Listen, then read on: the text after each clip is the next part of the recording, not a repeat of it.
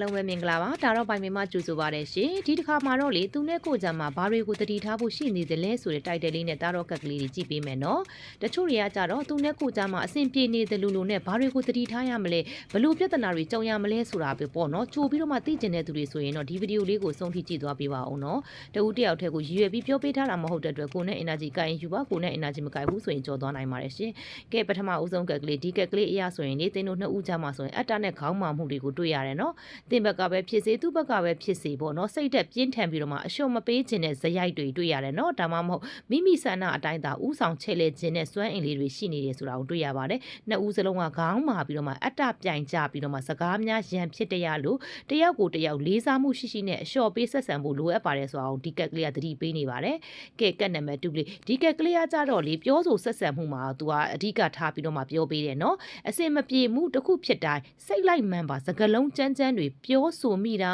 ဒါမှမဟုတ်ပြတ်သားလုံးနဲ့ဆုံးဖြတ်ချက်တွေကိုအလွန်စလိုချမိတာမျိုးလေးတွေကြုံရတတ်ပါတယ်အမှန်တရားကိုပွင့်ပွင့်လင်းလင်းပြောဆိုတာကောင်းပေမဲ့စကလုံးတွေကထက်မြက်လွန်းနေရင်တခြားသူရဲ့နော်တစ်ဖက်လူရဲ့ရင်ဘတ်ထဲမှာဒဏ်ရာရစေတာကြောင့်စကားပြောရင်သတိထားပြီးပြောဖို့ဆိုတာကိုလိုအပ်ပါတယ်ဆိုတာကိုလည်းဒီကက်ကလေးကသတိပေးနေပါတယ်ကတ်နံပါတ်3လေးဒီကက်ကလေးကကြတော့နည်းနည်းသတိထားရမယ့်ကက်ကလေးနော်ဒီကက်ကလေးကကြတော့လေနှစ်ဦးကြားမှာ꿰ရမှာလေလှုပ်ဝက်တဲ့ကိစ္စလေးတွေတွေ့ရတယ်နော်ဒါမှမဟုတ်မျိုးသားမှုတွေကို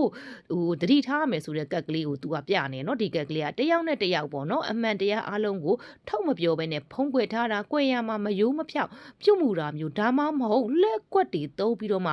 နေတယ်ဆိုတဲ့ပုံစံမျိုးလေးကိုတွေ့ရတယ်နော်ဒီကက်ကကြတော့လေတစ္ဆာဖောက်ခံရမှုဒါမှမဟုတ်မသိအောင်꿰ရမှာပြုတ်လောက်ထားခြင်းပေါ့နော်စွမ်းအင်မျိုးလေးတွေသူနဲ့ဆက်ဆံရေးကြားမှာပေါ့နော်မျက်စိမှိတ်ပြီးတော့မှမယုံကြည်ဘဲနဲ့တတိကြီးစွာထားသင့်ပါတယ်ဆိုတာကိုဒီကက်ကလေးကလည်းတတိပေးနေပါတယ်အကြံပေးချင်တာကတော့လေ King of 1ရဲ့ကက်နဲ့အတ္တနဲ့ပေါ့နော် A of Swords ဆိုတဲ့တော့စကလုံးထက်မြက်မှုတွေကိုထိန်းချုပ်ပါအထူးသဖြင့်7 of Swords ကက်ကပေါ့နော်တင့်ဘက်ကလည်းသူ့အပေါ်မယိုးသားတာမျိုးမလုပ်ပါနဲ့သူ့ဘက်ကလည်းပြုတ်မှုမှန်သမျှကိုသူပြုတ်တဲ့အပြုတ်မှုမှန်သမျှကိုမျက်စိမှိတ်ပြီးတော့မှမယုံဘဲနဲ့စီစစ်စုံစမ်းမှာပွင့်လင်းမြင်သာမှုမရှိတဲ့ပေါ့နော်ဆက်ဆံရေးဟာဆိုရင်အလွယ်တကူပြိုလဲသွားနိုင်တာကြောင့်အချင်းစင်စီးမကြော်ဘဲနဲ့ပေါ့နော်ရိုးသားစွာဆက်ဆံပြီးတော့မပွင့်ပွင့်လင်းလင်းနေဖို့အကြံပေးချင်ပါတယ်ရှင်နောက်ဆုံးအနေနဲ့ဆူတောင်းပေးချင်တာကတော့အခုအခိုက်အတန့်မှာအသင်တို့နှစ်ဦးကြားမှာရှိတဲ့မယိုးသားမှုတွေအတ္တနဲ့စိတ်ဒဏ်ရာဖြစ်စေသောစကလုံးမှန်သမျှငြိမ်းအေးပါစေတဦးပေါ်တဦးတစ္ဆာရှိစွာဖြင့်ပွင့်လင်းမြင်သာစွာနားလည်မှုပေးနိုင်ပြီးတော့မှ